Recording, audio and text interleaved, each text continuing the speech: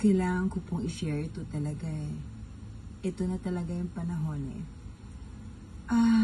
Para doon sa hindi po nakakaalam, ipinanganak po akong nakakakita ng mga bagay na hindi nakikita ng ibang tao o ng normal na tao.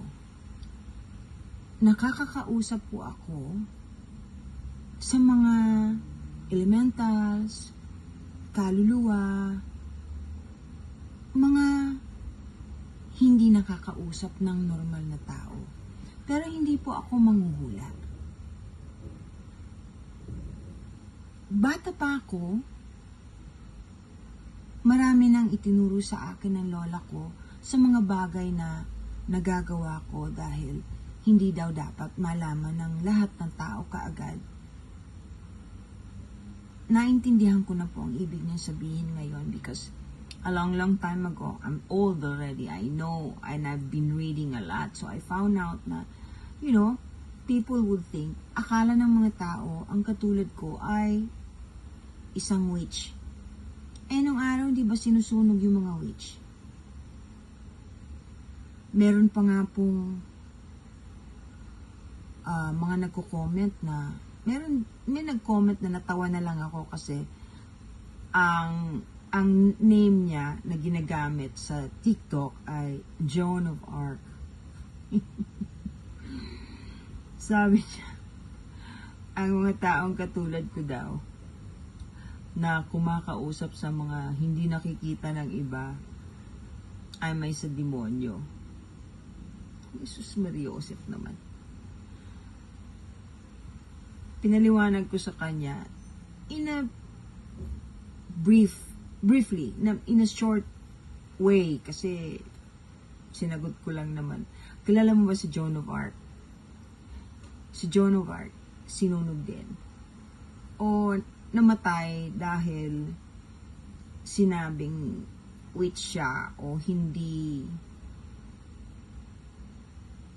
na parang sinasapian siya kasi po nakakarinig siya ng meron siyang kinakausap na naririnig niya na hindi nakikita ng iba, na nagsasabi sa kanya na dapat ipagtanggol yung hari at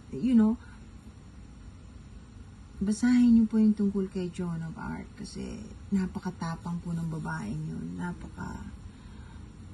may dalisay na espiritong tumutulong sa kanya na nagsasabi sa kanya kung ano ang dapat gawin. No po. Ay, hindi ko po kaya yung ginawa ni Joan of Arc. Hindi po ako saint material. Pero, nung araw kasi, wala pa naman pong astral traveling o remote viewing.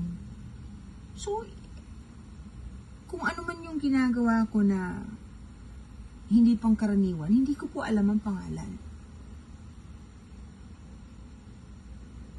Palagi akong tahimik. Hindi alam nung iba. Hindi ko rin alam kung paano i-handle kung kailangan kong sabihin o kung sasabihin ko ba. Kaya wala akong pinagsasabihan nun kahit sa mga classmates ko na nakakapunta ako sa bahay nila.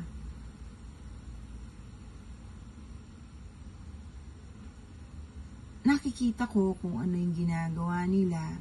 Pero since pinalaki po talaga akong maayos ng nanay ko, ng lola ko, meron talaga po akong innate po sa amin yung pagiging magalang o yung may good manners and right conduct.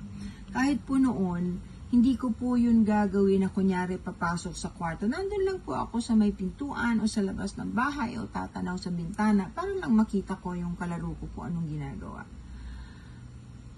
Yung mga ganun. Or nakakapanik ako ng puno na hindi ko alam po paano ako. One time, ito, alam po sa ginubatan to ng mga ninong ko, kasi ninong ko pulis, mga baduriya. Nung araw, 3 years old pa lang ako, nawala ako. Nakita ko sa puno, sa dulo ng puno ng nyug. Nagtataka lahat yung mga tao. Paano ako napunta ron? I mean, physically, hindi yun astral traveling, kundi ako, maliit na infant, 3 years old.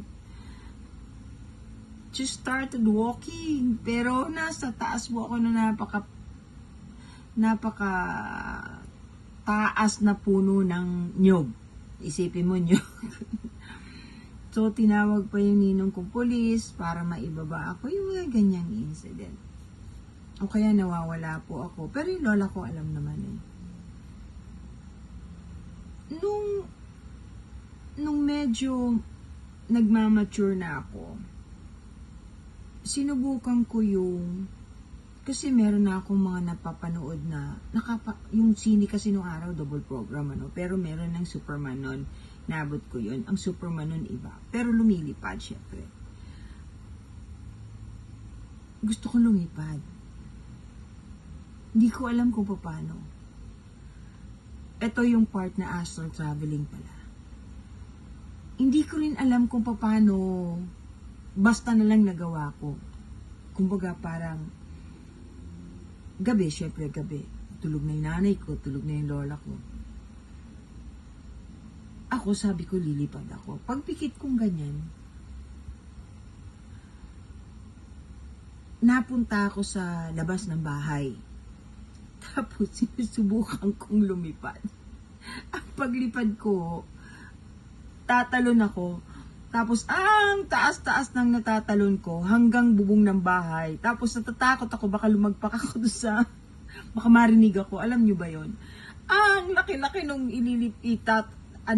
talon hindi po lipad kundi talon. Tatalon ako para malagpasan ko yung sinubukan kong lagpasan yung bubong ng bahay.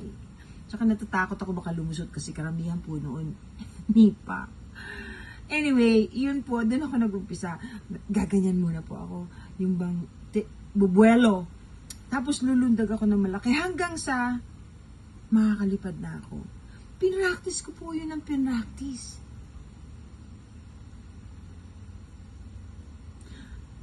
Noon namang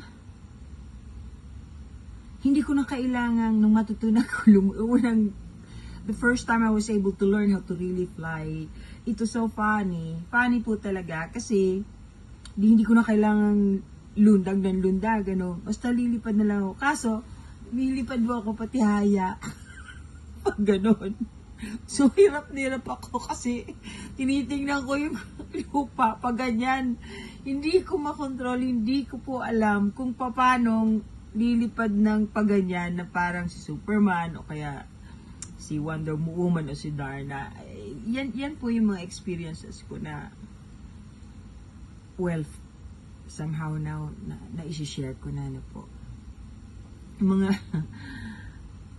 Mga funny things that is so difficult to explain. Ang isang drawback po sa pagkatao ko, siguro kung ordinaryong tao lang ako, hindi ako masyadong mag-worry sa sasabihin ng tao. Ang problema ko kasi, artista ako. So, ang daming mo pang husga. Meron nga dyan, alam nyo, yung mga bastos talaga. Sinasabi, Doc, gising na po siya, nurse, tawagan. Yung parang gano'n, nasira daw yung ulo ko. Masira ang ulo ninyo kasi hindi ninyo masakop yung they could be. Anyway.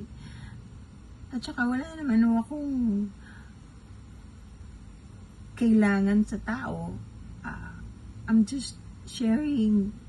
I'm sure hindi ako mag-isa. I'm sure meron ding ibang katulad ko. Kaya lang, nahirap talaga ipaliwanag the things that I see, the things that I can do.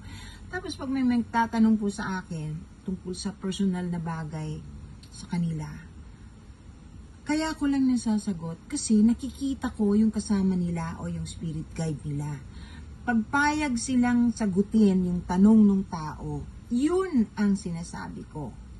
Ganyan. Pero yung me going to the houses of the person who's asking me to help them kung may multo o may aswang o may whatever, may elemental ba doon, isip po yun sa akin. Bueno, magdadasal pa po ako I love you all. Huwag kalimutan magdasal. I bless you all.